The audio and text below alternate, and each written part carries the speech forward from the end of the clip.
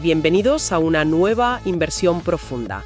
Para arrancar hoy, pues propongo hacer un ejercicio de imaginación visual, algo que resulta, digamos, casi irónico cuando nos paramos a pensarlo. A ver, cuenta. Pensemos en Bolivia. Cualquiera que haya caminado por sus calles o visitado sus instituciones o simplemente prestado atención a los discursos oficiales se habrá topado incontables veces con una frase muy concreta. Me imagino por dónde vas. Sí, la de todos somos iguales ante la ley. Es que está literalmente pegada por todas partes. Ya, todo un clásico, sí. Aparecen los imponentes muros de los tribunales de justicia, en las introducciones de los manuales de derecho, en las oficinas privadas e incluso, curiosamente, hasta en las puertas de algunos baños públicos. Madre mía, en los baños. Sí, tal cual. Pero claro, ver una frase tan solemne, repetida hasta el cansancio en los lugares más insospechados, nos obliga a plantearnos una pregunta un tanto incómoda. Ajá. ¿Es esto una realidad palpable para el ciudadano de a pie? ¿O se ha convertido en un cliché desgastado? En un adorno, vamos. Exacto, un adorno institucional que ya nadie se toma en serio. Es una imagen inicial muy potente, la verdad. Y justamente ese contraste, esa disonancia cognitiva entre el letrero majestuoso en la pared y lo que ocurre realmente en los pasillos de los juzgados, pues es lo que nos convoca en la sesión de hoy. Eso es. Porque una cosa es lo que soporta el papel o el mármol de un tribunal y otra muy distinta es la maquinaria judicial operando en el barro del día a día. Cuando rascas un poco la superficie de esas grandes declaraciones de intenciones, lo que encuentras suele ser un ecosistema mucho más complejo y a menudo bastante más oscuro. Totalmente de acuerdo. Y para diseccionar este fenómeno sin quedarnos solo en la anécdota, hoy contamos con un material sumamente revelador. Vamos a explorar un artículo de opinión firmado por el analista Eduardo Salinas. Fue publicado recientemente, el 10 de marzo de 2026, para el Centro de Estudios para el Fortalecimiento Democrático, el CEFDE, allí en Bolivia. Un texto muy interesante, sí. Curar y entender este debate entre el impecable ideal constitucional boliviano y su cruda práctica cotidiana. Vamos a analizar casos reales, casos muy virales, que se exponen en el texto, cuyos contrastes son francamente de traca. Es que, para entender la magnitud de esta fractura, primero es indispensable conocer cómo debería funcionar el sistema sobre el papel. Claro. Porque el contraste no sería tan doloroso ni tan llamativo si las leyes fueran deficientes desde el principio. Podríamos decir, bueno, el sistema es injusto porque la ley es injusta. Ya, la excusa fácil. Exacto. Pero el problema aquí, y lo que hace este análisis tan fascinante, es que la arquitectura legal boliviana es en teoría sumamente garantista y moderna. Vanguardista casi. Eso es. Un diseño de vanguardia en cuanto a protección de derechos. Vale, pues vamos a desglosar esto desde la base para no perdernos. El texto arranca situándonos en el marco de la Constitución boliviana, que desde luego no escatiman garantías. En lugar de aburrir con una lista interminable de números, lo importante es entender el espíritu de esta ley. Por ejemplo, los artículos 8 y 14. Fundamentales, sí. El texto prohíbe de forma expresa y rotunda cualquier tipo de discriminación, ya sea por condición económica, social, ideología política, origen... Lo que se te ocurra, vaya. Exactamente. Pero va un paso más allá. No se queda en la clásica igualdad formal de, bueno, todos somos iguales y punto. Obliga al Estado a buscar lo que denominan una igualdad material. Y ese concepto es brutal. Es brutal porque implica que el Estado tiene el deber activo de intervenir para corregir desigualdades estructurales e históricas. Fíjate que ese concepto de igualdad material es, de hecho, el pilar sobre el que debería sostenerse todo lo demás. Significa que el sistema reconoce abiertamente que no todos llegan a la puerta del tribunal con las mismas ventajas. Claro, no es lo mismo ir con un bufete de abogados que ir con lo opuesto. Exacto. Si una persona acaudalada y una persona en situación de pobreza extrema se enfrentan en un litigio, la igualdad formal diría, pues tienen los mismos derechos procesales. Sobre el papel. Sobre el papel. Pero la igualdad material exige que el Estado equilibre la balanza para que la falta de recursos de uno no decante el juicio. Además, el marco normativo, en los artículos 119 y 180, garantiza una igualdad de armas total durante el proceso. Exige que sea transparente y rápido, ¿no? Rapidísimo, imparcial y equitativo. Suena a utopía pura. Y si a eso le sumas que los artículos 178 y 115 consagran la independencia judicial absoluta y la protección efectiva de los derechos en tiempo real, pues la conclusión es evidente. Bolivia no sufre por una sequía de buenas leyes. Para nada. Tiene un marco normativo que muchos países europeos firmarían ahora mismo, sin pensarlo. No hay vacíos legales clamorosos que sirvan de excusa para las injusticias. Las herramientas están ahí. Y ese es el verdadero drama. Todas esas leyes maravillosas están operando en un vacío institucional absoluto. Ya. Es el equivalente a tener los planos del edificio más seguro y avanzado del mundo, diseñado por los mejores arquitectos, pero intentar construirlo sobre arenas movedizas y con materiales defectuosos. Menuda imagen. La norma existe, pero la capacidad institucional y la voluntad política para aplicarla de manera uniforme a toda la población falla estrepitosamente. Y cuando el sistema falla, no lo hace al azar. No, ¿qué va? Falla con un sesgo muy específico. Y ese sesgo nos lleva directamente a la calle, a lo que percibe la gente cuando le preguntas por la justicia. Hay una frase popular que se cita en el texto, una de esas sentencias que atraviesan generaciones y que resume a la perfección este sentimiento de agravio. A ver. Dice así: el pobre que roba una gallina va a la cárcel, pero el poderoso que roba el gallinero queda libre. ¡Qué gran verdad! Más allá de la metáfora campestre, es una radiografía exacta y demoledora de cómo opera el derecho penal en la práctica. Es una radiografía brillante. Para entender la primera parte de esa ecuación, es decir, cómo el poderoso que roba el gallinero entero logra quedar libre, o al menos esquivar una condena durante décadas, tenemos que hablar de un mecanismo procesal y clave. El artículo lo define con un término muy claro: las chicanas jurídicas. Chicanas jurídicas. Es que la propia palabra ya suena a trampa, a buscarle las cosquillas al sistema. Y lo es, en cierto modo. En el lenguaje procesal latinoamericano, una chicana se refiere al uso intensivo, metódico y abusivo de tácticas legales para alargar los juicios hasta el infinito. O sea, no es saltarse la ley. No, para nada. Es usar la propia ley para paralizarla. Hablamos de interponer incidentes de nulidad por cualquier defecto de forma mínimo, presentar recusaciones constantes contra los jueces para apartarlos del caso y obligar a nombrar a otro. Plantear excepciones, recursos encadenados. Todo eso son instrumentos que, de nuevo, sobre el papel, son derechos legítimos para garantizar un juicio justo. Claro, el problema no es la herramienta en sí, sino quién puede permitirse usarla. Exactamente.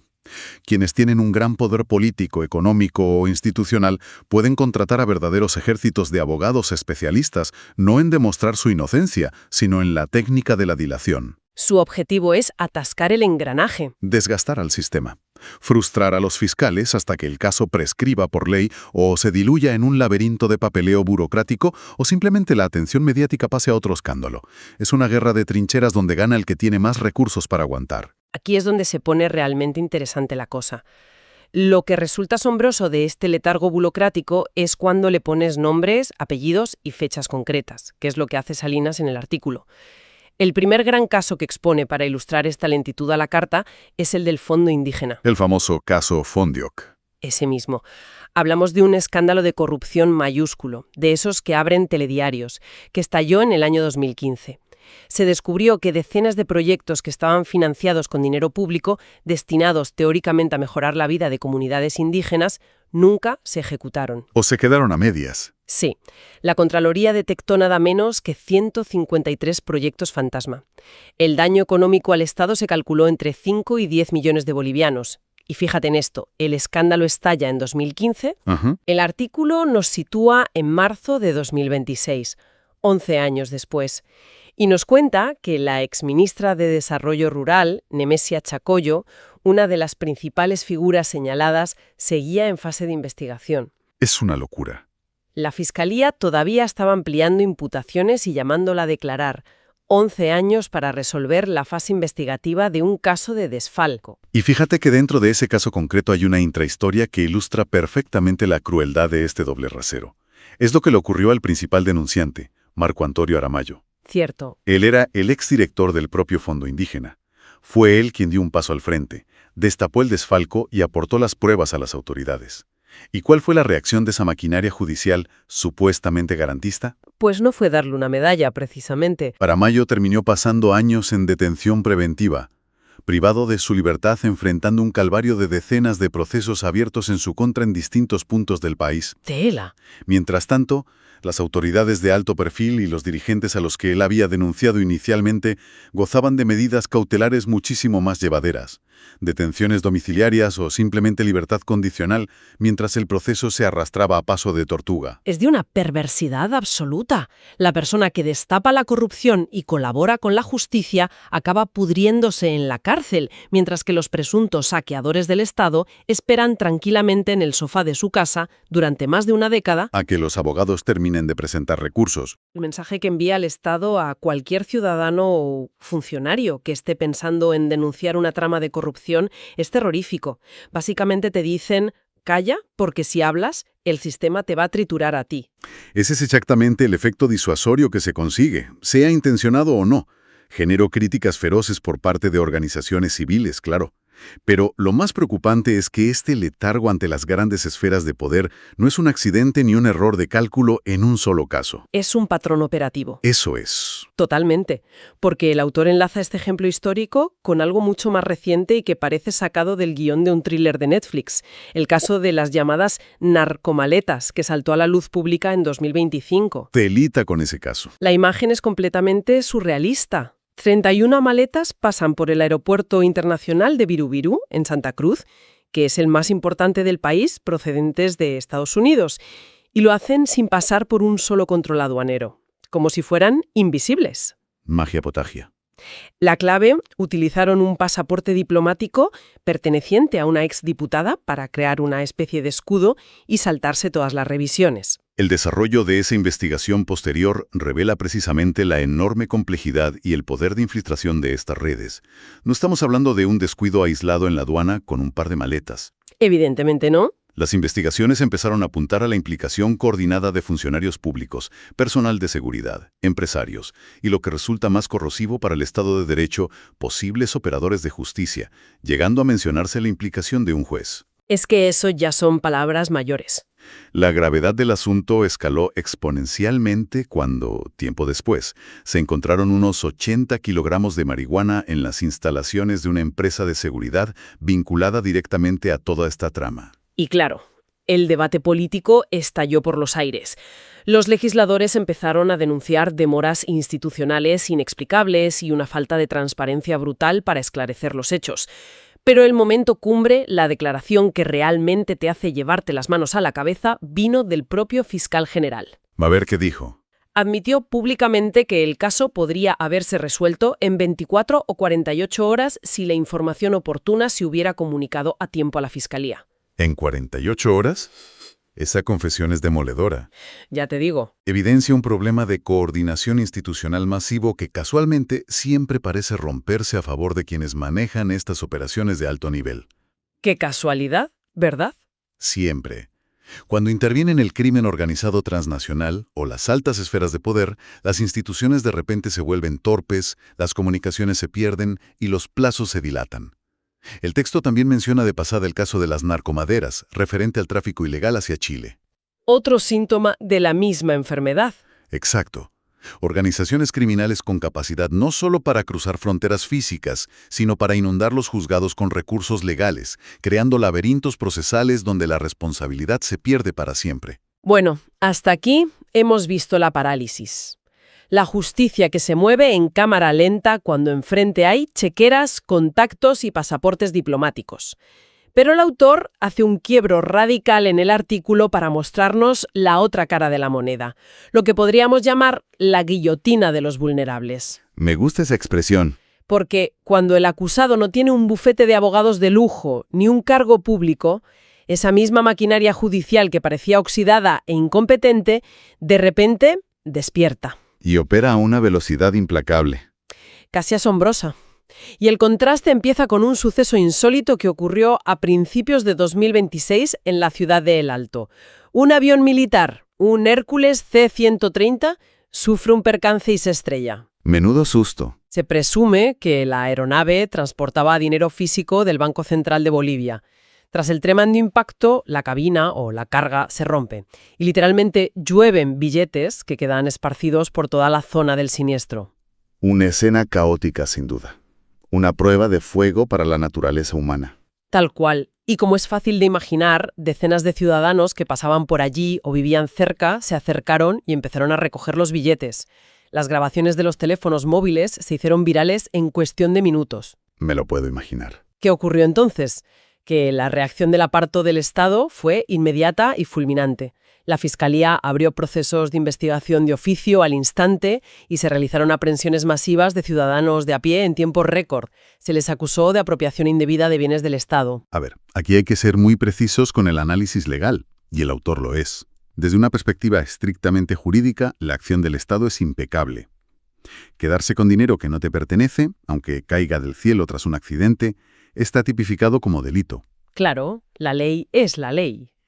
El problema no es que se aplique la ley, el problema es el abismo en la capacidad de respuesta.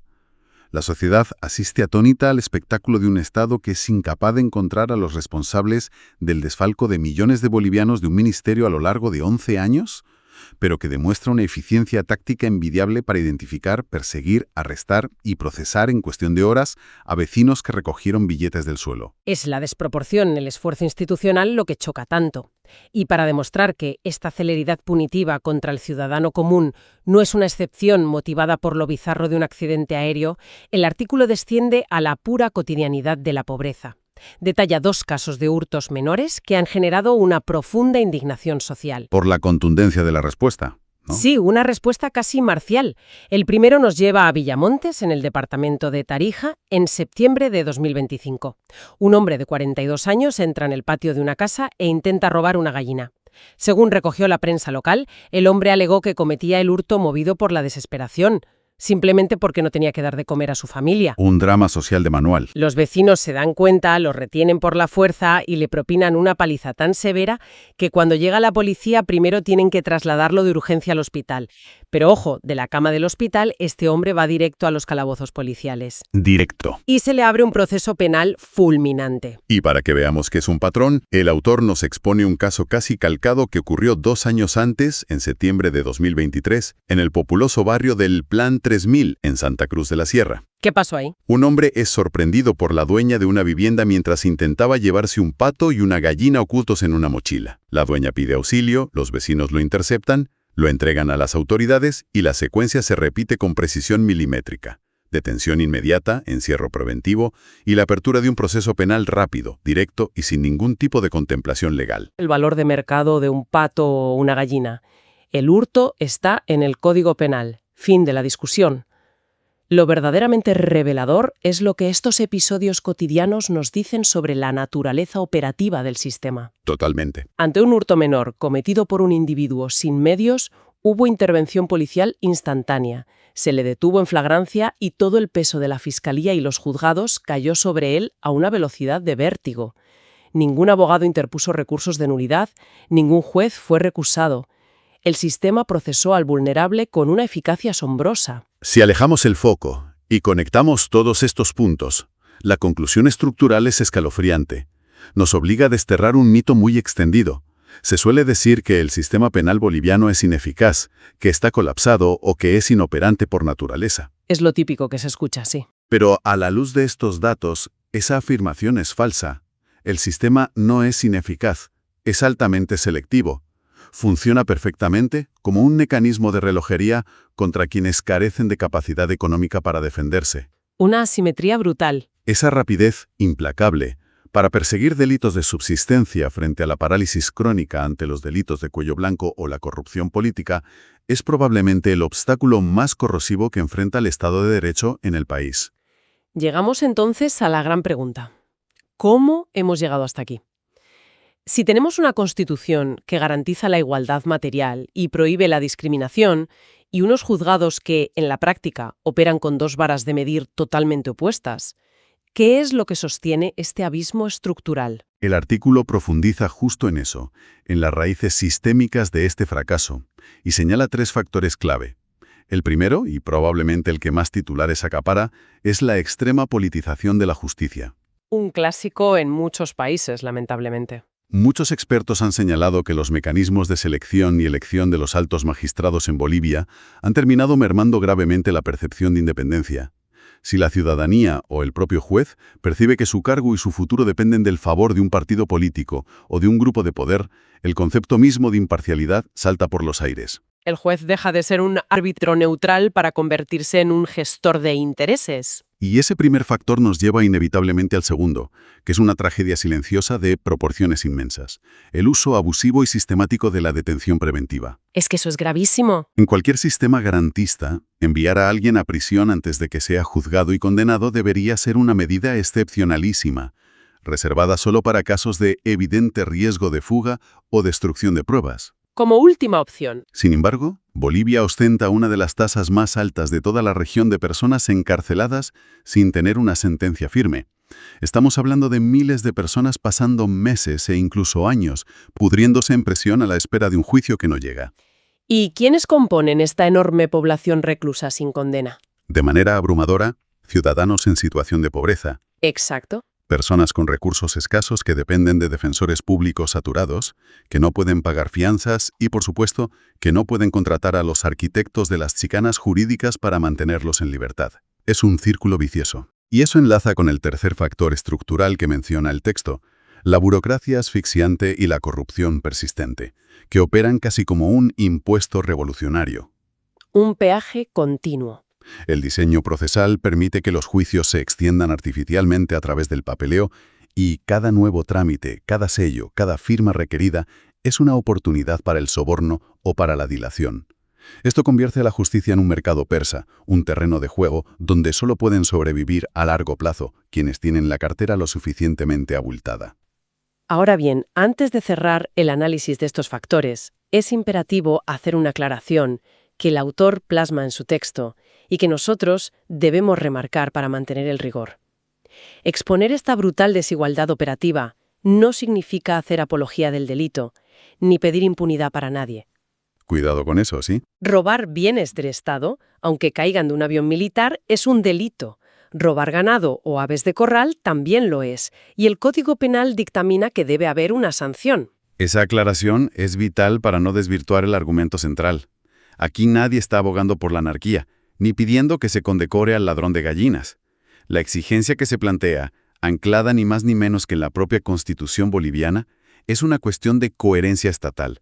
Que las reglas sean para todos igual. Se exige que el mismo estándar de eficiencia policial, la misma severidad procesal y la misma inmediatez resolutiva se apliquen de forma estrictamente idéntica, ya sea para el ciudadano desesperado de Villamontes, para el alto cargo ministerial o para el empresario que mueve millones.